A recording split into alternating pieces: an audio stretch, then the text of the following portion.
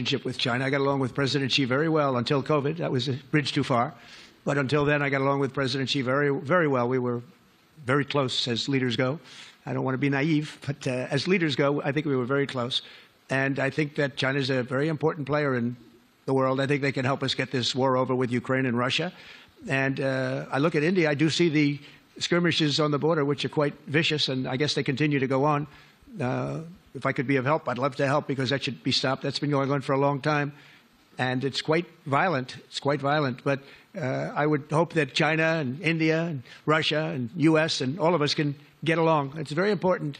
You know, the power of weaponry today is, and not only nuclear, but nuclear in particular, the power of weaponry is very important. I said before that I had very constructive talks in my first term with President Putin about the denuclearization of the two countries, and then we were going to go to China after we worked some kind of a deal. And we, at the confines of a deal, I thought he really wanted to do it, so did I, denuclearize. And it's such a beautiful term when you think about it. In other words, to bring it down, because the power of those weapons is too great.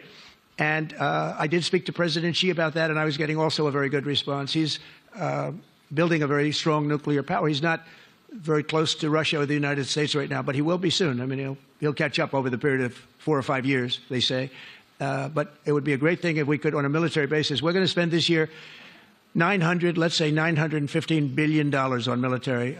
Russia, without the war, was spending close to 100, but with the war, I can't tell you what they're spending, but they're spending a lot. And China is spending $400 and $450 billion.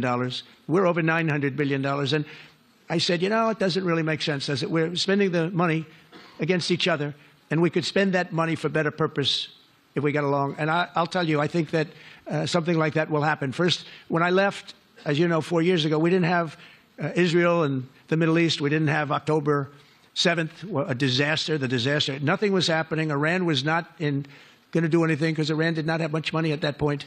They were broke. They were totally broke. They didn't have money for Hamas or for Hezbollah. And you didn't have Russia with Ukraine, and that would never have happened. But now I come back, and the whole world is on fire, so I have to put out the fires. But after I put out the fires, I'm going to meet with China, and I'm going to meet with Russia, and we're going to see if we can de-escalate it. We can bring it down military, especially as it pertains to nuclear. Please.